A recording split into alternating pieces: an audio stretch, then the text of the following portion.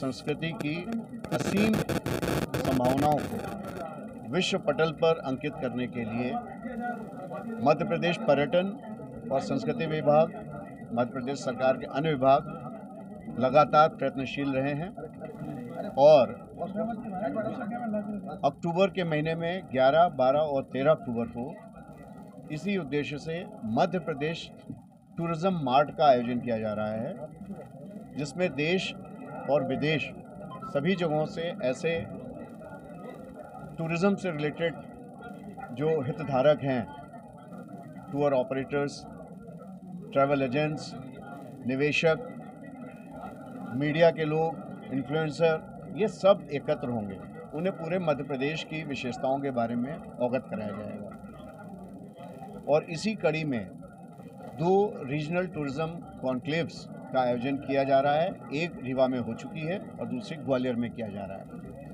जैसा आप सब अवगत हैं कि ग्वालियर क्षेत्र, चंबल क्षेत्र और सागर क्षेत्र ये पूरा संस्कृति और इतिहास की दृष्टि से बहुत ही महत्वपूर्ण है और यहाँ पर इस प्रकार के स्मारक हैं जो कि दुनिया में कहीं देखने में नहीं आते। विशेष तौर पर भारतवर्ष का जो हमारा ओरिजिनल आर्किटेक्चर है, स्टोन आर्किटेक्चर है, और जो यहाँ का स्थापत्य है, जो यहाँ के विशेष मंदिर हैं, फोर्ट्स हैं, मॉन्यूमेंट्स हैं, उन सब को देश विदेश के लोगों के समक्ष प्रस्तुत करने के लिए ग्वालियर में 29 और 30 तारीख को एक ग्वालियर रीजनल टूरिज्म कॉन्क्लेव का आयोजित किया जा रहा है। इसमें तमाम निवेशक आएंगे, तमाम ट्रैवल एजेंट्स, टूर ऑपरेटर्स आएंगे।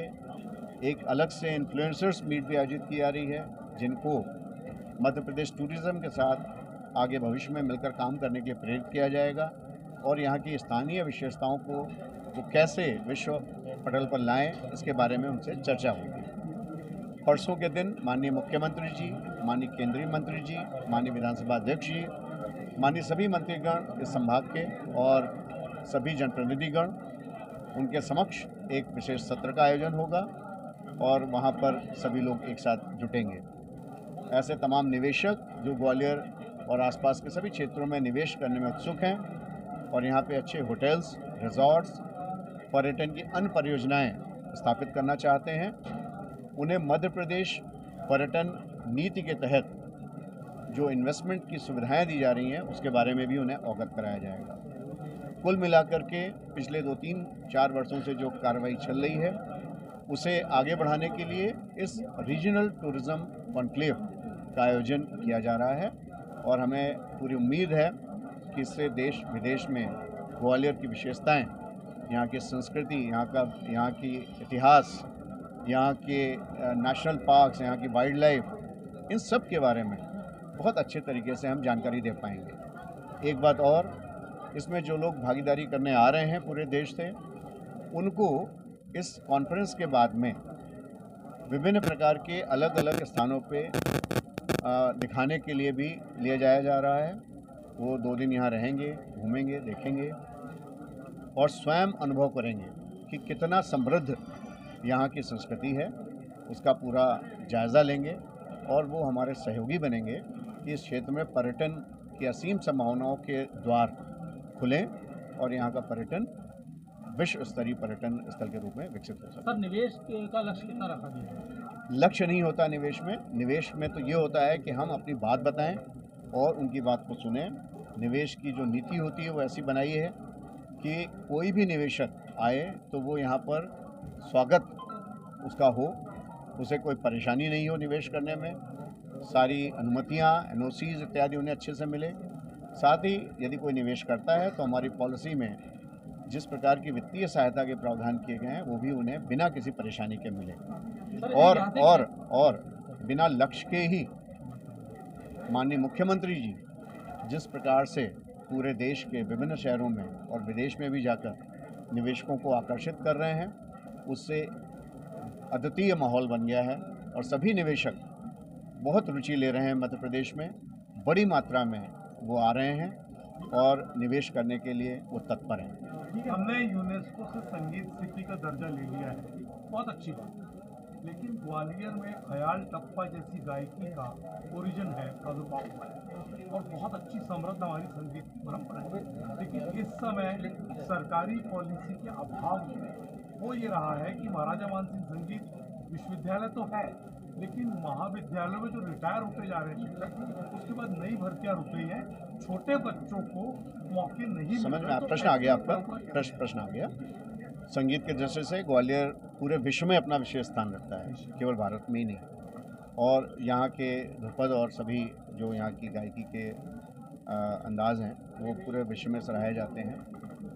और तानसेन जी और इस क्षेत्र में जितने भी बड़े नाम इस क्षेत्र में हुए, बैजू बावरा जी, सभी लोगों के बारे में पूरे विश्व के संगीतज्ञ बहुत रुचि लेते हैं। इसी दृष्टि से मानसिंह तोमर यूनिवर्सिटी यहाँ पर इस्टेब्लिश की गई है और अब समय आ गया है कि उस यूनिवर्सिटी को जैसा स्वरूप होना चाहिए उस स्वरूप में लाया जाए। प्रथम चरण में वहाँ का जो अधोसंरचना है, परसों के कार्यक्रम में उस यूनिवर्सिटी का पूरा कैंपस डेवलप करने के लिए बहुत बड़ा प्रोजेक्ट राज्य सरकार ने स्वीकृत किया है। उसका भी भूमि पूजन और शुभारंभ माननीय मुख्यमंत्री जी और अन्य मंत्रीगणों की उपस्थिति में किया जाएगा। द्वितीय चरण में इसमें जो भी फैकल्टी और स्टाफ उसकी आवश्यकता होगी, उस पर राज्य शासन स्तर पर कार्रवाई चल रही है। पर्याप्त स्टाफ और फैकल्टी यहाँ पे लाई जाएगी ताकि हमारे जितने महाविद्यालय और अन्य लोग जो जुड़े हैं यूनिवर्सिटी से, उनमें सही और माकूल व्यवस्था हो सके और इन सभी चीज़ों को समुचित जो बढ़ावा और उन स्थान विशेषों की जो हमारे आकर्षण हैं उन्हें उभारते हुए, उन्हें सामने लाते हुए सभी स्टेक होल्डर्स को अवगत कराएं और इन सब का कल्मिनेशन यानी अंतिम जो होगा वो मध्य प्रदेश टूरिज्म मार्ट के रूप में भोपाल में होगा। ये रीजनल टूरिज्म कॉन्क्लेव की श्रृंखला में दूसरी कड़ी है। पहली कॉन्क्लेव हमारी रीवा में आयोजित हो चुकी है लगभग 1 माह पूर्व। वहां भी जो लोग हमारे पूरे देश से आए स्टेक होल्डर्स, उन्हें अंदाज ही नहीं था कि कितना सुंदर हमारा प्रदेश है और कितने सारे आकर्षण समेटे हुए हैं।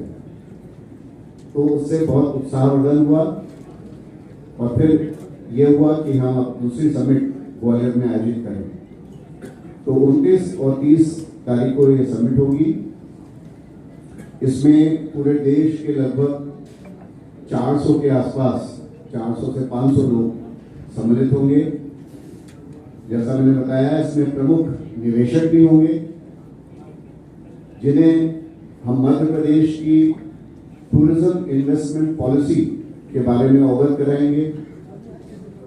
ग्वालियर चंबल संभाग, सागर संभाग, यहाँ पे प्रमुख पर्यटन स्थलों के बारे में, समृद्ध संस्कृति के बारे में अवगत कराएंगे और उनसे आग्रह करेंगे कि इन सभी क्षेत्रों में निवेश के पर्याप्त अवसर वो उसका उपयोग करें और मध्य प्रदेश की जो टूरिज्म इन्वेस्टमेंट पॉलिसी है, जो उस समय देश की one of the best policies मानी जाती है, जहां पर निवेशकों को सभी प्रकार की सुविधाएं और ईज ऑफ डूइंग बिजनेस के तहत उनकी हैंड होल्डिंग राज्य शासन द्वारा की जाती है, टूरिज्म विभाग द्वारा की जाती है।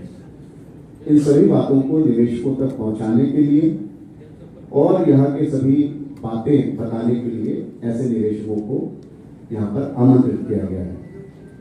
और उन निवेशकों से परसों के दिन माननीय मुख्यमंत्री जी, माननीय केंद्रीय मंत्री सिंधिया जी, माननीय विधानसभा अध्यक्ष जी, हमारे इस संभाग के सभी माननीय मंत्रीगण, जनप्रतिनिधिगण सब उनसे रूबरू होंगे और 1-to-1 बातचीत भी करेंगे।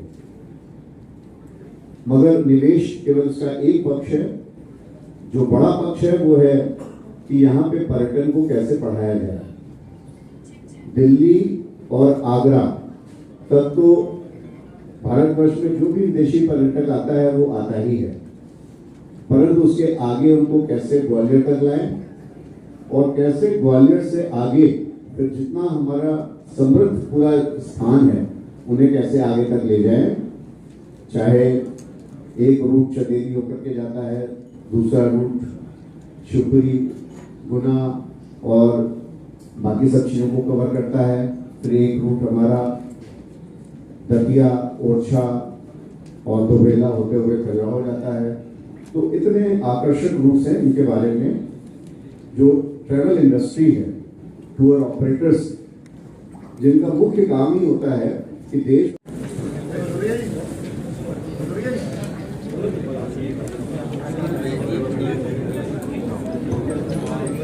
तो सीधे हम लोग मुद्दे पे आ जाते हैं, क्योंकि आप लोग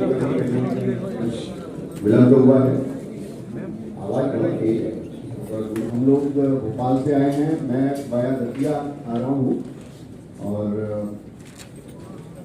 अभी जो फ्लाइट शुरू हुई है भोपाल से दतिया की रेगुलर फ्लाइट शुरू हुई है, उसका भी एक अनुभव करना बहुत आवश्यक था। दतिया में भी हम लोग बहुत सारे महत्वपूर्ण काम कर रहे हैं, वो भी देखना था। और उसके साथ में फिर हम BSF में भी हमारा कुछ इनिशिएटिव है जिसको हम लोग करना चाह रहे हैं, वो सब काम को देखते हुए आ रहे हैं। तो इसलिए थोड़ा विलंब जरूर हुआ, इसके लिए हम क्षमा प्रार्थी हैं। आपसे मिलने का आज उद्देश्य है ग्वालियर, चंबल संभाग और यहाँ से लगे हुए सागर संभाग, इन सभी स्थानों पर जो समृद्ध सुंदरता और बहुत सारे आकर्षण जो देश और विदेश के पर्यटकों को यहाँ पर हमेशा से लुभाते आए हैं, उन्हें हम कैसे सभी स्टेक होल्डर्स के साथ में मिल करके उसको शेयर करें, साझा करें और इस पूरे रीजन को न केवल देश के बल्कि विश्व के मानचित्र पर, पर्यटन मानचित्र पर कैसे प्रमुखता से लेकर के आए हैं। इस दृष्टि से ये रीजनल टूरिज्म कॉन्क्लेव का आयोजन किया जा रहा है 29 और 30 तारीख को,